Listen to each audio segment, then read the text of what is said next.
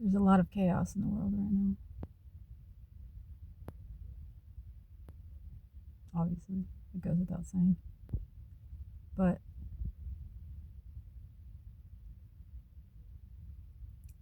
that's causing a lot of um, discomfort for people, which is natural.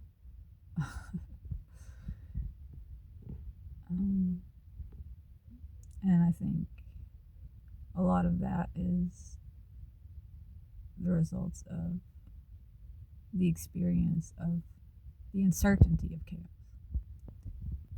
And it's like uncertainty that's magnified, you know? The fact of the matter is, though, is that even though things aren't always chaotic, they are always uncertain. You know, at any given time, order and predictability is more or less probable. Like, when there's less chaos, things are more predictable. But in the end, God's will be done, and we have no control over that. This is why faith is necessary.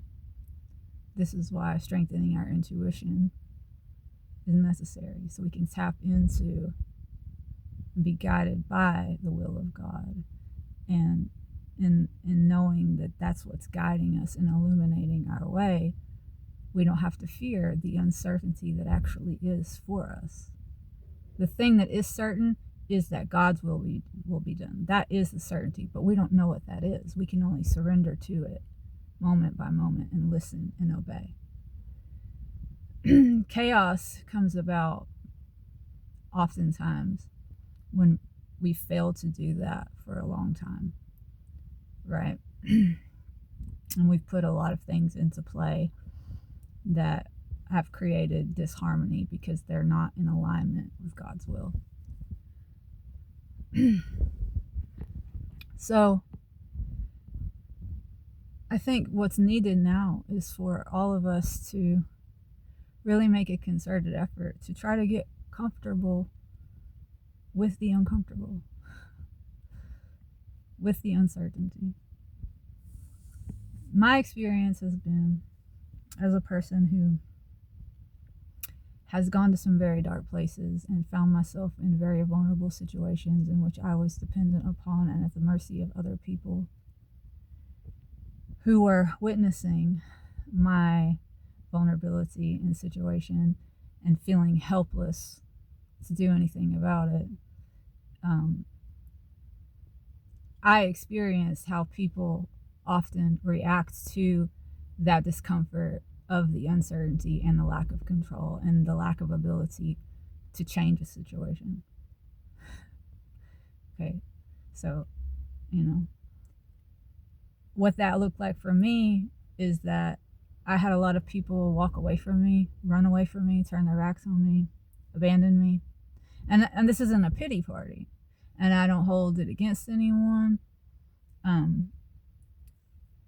I went through some pretty scary things, and had I been presented with a person who was going through what I was going through, I don't know how I would have handled it. It might have scared the shit out of me too, and it probably would have. Now, having gone through it myself, I can sit with somebody who's going through what I went through, you know.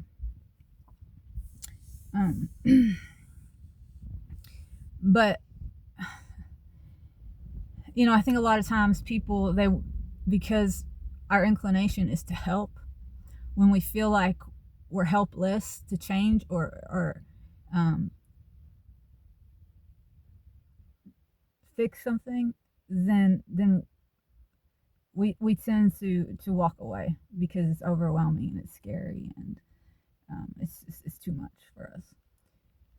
And that doesn't mean that we're bad people. It just means that we've hit a wall and we've reached our capacity. But it's important to try to expand that capacity, because things are always uncertain and we never know what's going to come our way. And we've created for ourselves in this system a false sense of security, and many of us have become very complacent and comfortable, and therefore when we're met with challenges that might otherwise, in another type of system that required us to be more sufficient, self-sufficient, we might more easily be able to meet them without shrinking or being scared. We might be able to meet them head on. In a system that has infantilized us in many ways, we feel helpless and we turn away and we run away or we hide. But we're up against something big right now. A big darkness is looming and it's attacking us as like humanity. So that calls upon us to step into our greatness, which calls upon us to get comfortable with uncertainty. So how do you do that? Well, I think you challenge yourself. You do hard things.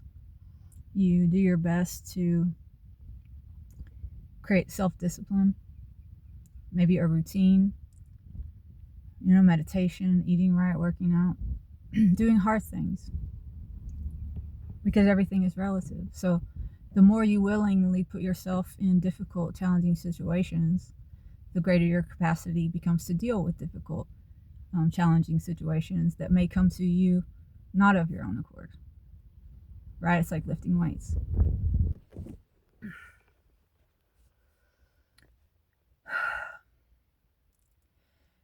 What I've noticed is, as a person who has recounted my experiences, my difficult things, the difficult things that I've gone through, the hardships that I've gone through, for the sake of not feeling sorry for myself or having a pity party, but for the sake of sharing with others, for the sake of maybe somebody else can learn from it and grow from it, for the sake of helping others. Even coming at it from that angle, a lot of times people are frightened by it, they're triggered by it, and I've been shut down by a lot of people who say, oh, you sound like a victim. You need to stop harping on that. You're going to create more of it. Just by me simply acknowledging a thing that occurred. I don't even identify with these things. I work through them. And it's just a fact that this is a thing. These are things that I experienced, okay? I won't go into them in this video, but we all have challenges that we face in life. But this has been my experience, is that I have been through some pretty dark things that are not common life experiences, okay? And I've been shut down a lot by people who are triggered. But what I find interesting is you don't get the same reaction if you're telling it from a third party, like third person. Like if you are telling somebody a story that happened to somebody else and neither one of you are directly involved, right? Then it almost sometimes becomes juicy for somebody. It's like gossip, or, oh wow, that's interesting, or they can see like, oh, that's a horrible thing that person went through, and they can empathize or sympathize without being triggered because they're one step removed from it. But the minute you present yourself as the person who went through it, it puts upon this person a sense of responsibility to help or to change something, or it becomes personal. And if that person hasn't developed themselves to a certain degree where they're able to sit with uncomfortability, they will shirk, they will run away, they will hide, they will victim blame. This is a thing. You see this like on social media, where people are willing to change their profile picture that has something on it that's like, showing support for some thing that's happening on the other side of the world, like something that's happening in a war-torn country, or genocide, or maybe there's something like that happened, like what happened in Flint, Michigan with the water, but you're not directly involved. It's far away, so you're not quite so triggered, and so you're happy to just throw up a meme or it's almost like virtue signaling in a way. Although I don't think anyone means any harm by it. It's just, in being one step removed, it's like, well, I can't really do anything about it anyways, but I can show my support. But the minute it's in your face and you feel like, oh, I'm this close to it, so maybe I should do something, you don't see people taking action as much. Like, you see people surrounded by homeless people in a city every day. Okay, the same people that might like post a meme that in support of Palestine or Israel, whichever way you want to go, if you want to get involved in stuff like that, they'll throw up a meme about something like that and voice their opinion, but when they have the ability to directly impact their community through action, they shirk away from that and they don't do it. Now, this isn't me like criticizing anyone or pointing fingers. This is just part of the human experience, and we all have different levels and capacities for dealing with uncomfortable situations, hard things, the ugliness of life. But things are getting uglier in the world. More and more people are experiencing hardship, and it might be you soon, the way things are going. It could be any one of us at any moment, and it's always that way. But the probability is greater now. So this is a time where we should really be focused on increasing our capacity to sit with uncomfortability, to be there for others, to hold space, to not judge, to not feel the need to have to fix it. Sometimes the best thing you can do is just listen. And yeah, that's what I have to say about that. I think, like, you don't want, I promise you don't want to be the person who is having a really hard time and trying to share your experience and having everyone tell you you sound like a victim, or telling you that you're creating your own reality by talking about something hard or bad that happened to you. Okay. We've been taught to gaslight one another. We've been taught to scapegoat others, to not deal with or take responsibility for how we all impact the world we're living in. We all like to point the finger. We all do it to some degree or another. We pass the buck. And